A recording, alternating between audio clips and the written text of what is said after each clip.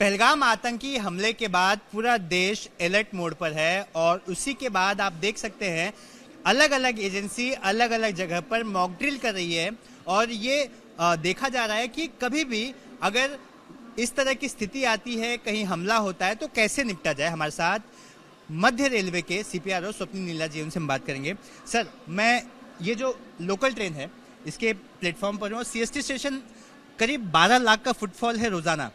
मान लीजिए कोई आपातकालीन स्थिति आती है तो निपटने के लिए किस तरह से तैयार है रेलवे, और जो मॉक ड्रिल किया गया है उससे क्या समझाने की कोशिश की है? देखिए, छत्रपति शिवाजी महाराज टर्मिनस केवल मुंबई या महाराष्ट्र का ही नहीं किंतु पूरे भारतवर्ष के एक प्रमुख स्थानकों में से है।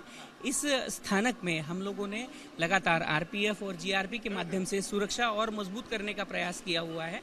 इस स्थानक में आज जो प्रात्यक्षिक मध्य रेलवे के सिविल डिफेंस दस्ते के द्वारा किए गए, इसमें अगर एयर रेड होती है और एयर रेड का सायरन बजता है तो उस सायरन के बाद में अपने आप को किस तरह से आपको प्रोटेक्ट करना है, किस तरह से आपको लेटना है।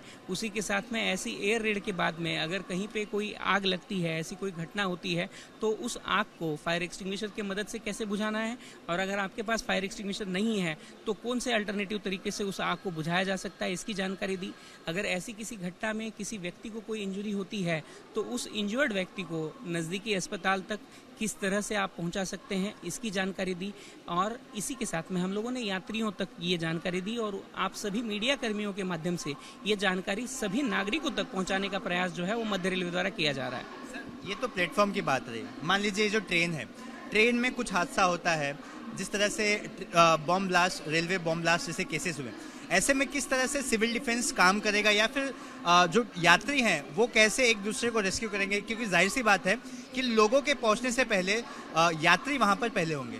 देखिए, सबसे पहली बात, अगर सारे यात्री हमेशा अपने आप के ऊपर ध्यान रखेंगे और अपने साथ जो यात्रा कर रहे हैं उनके ऊपर ध्यान रखेंगे तो ऐसे किसी भी व्यक्ति को जो संदिग्ध बिहेवियर कर रहा है या जिसके पास कोई संदिग्ध सामान है उसको आइडेंटिफाई करके अगर उसकी सूचना नज़दीकी रेलवे कर्मचारी को या नज़दीकी RPF GRP के स्टाफ को देते हैं तो उसके द्वारा हम लोग ऐसी किसी भी घटना होने से बच सकते हैं।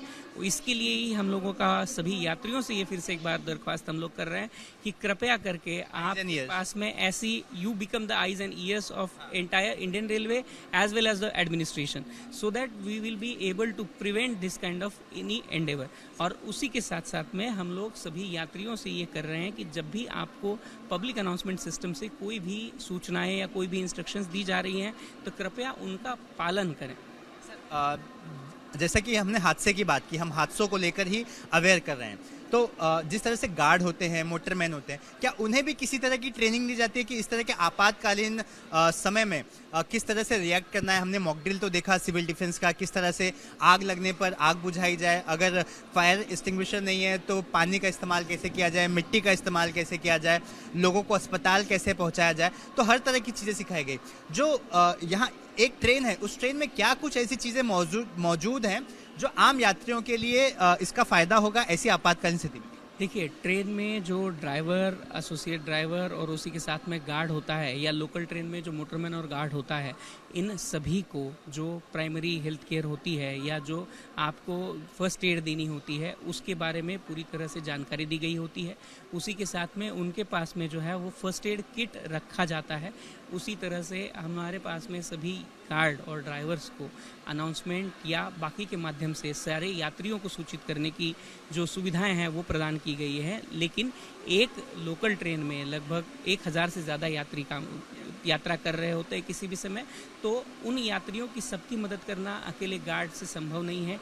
इसलिए हम सभी यात्रियों से भी ये दरख्वास्त करते हैं, देखिए, हर गाड़ी में हमारे पास कुछ भी नहीं होगा तो भी कुछ डॉक्टर होंगे, कुछ साथ ही में नर्सिंग के स्टाफ होंगे, नर्सिंग के स्टूडेंट्स होंगे, तो इन सब लोगों को भी हम लोग ये रिक्वेस्ट करते हैं कि वो भी ऐसे समय में सामने आके अपने सहयात्रियों की मदद कर सकते हैं। रेलवे ऐसे यात्रियों तक पहुंचती है कि किस तरह से आपातकालीन स्थिति में आपको रिएक्ट करना है? कभी इस तरह के अवेयरनेस भी रेलवे की तरफ से हुए? देखिए, आप सभी के माध्यम से हम सारे नागरिकों तक पहुँच रहे हैं और हमारे जो यात्री हैं वो नागरिकों में से ही है, तो इसलिए हम लोग सारे नागरिकों तक जब पहुंचने का प्रयास कर रहे हैं तो निश्चित ही हम सारे यात्रियों तक भी पहुंचने का प्रयास कर रहे हैं। धन्यवाद। तो ये आपने देखा, ये जिस तरह से ट्रेन है, प्लेटफॉर्म है, हर तरफ यात्रियों की सुरक्षा सबसे महत्वपूर्ण हो जाती है रेलवे में। रेल यात्री मुंबई का छत्रपति शिवाजी महाराज टर्मिनस जो देश का सबसे बिजिएस्ट रेलवे स्टेशनों में से एक है। अगर बात की जाए आंकड़ों की तो करीब 12 लाख के करीब यहाँ पर रोजाना यात्रियों का फुटफॉल है और करीब 1500 गाड़ियाँ यहाँ से छुटती हैं और यहाँ पर आती हैं। इसी सब को देखते हुए यहाँ पर एक मॉक ड्रिल किया गया और मॉक ड्रिल करके यात्रियों को और ये बताया गया कि किस तरह से आपातकालीन स्थिति में आपको रिएक्ट करना है। कैमरा योगेंद्र गुप्ता के साथ Suraj Ojha, ABP news, Mumbai. For exclusive and insightful videos, subscribe to our new channel ABP Live Premium.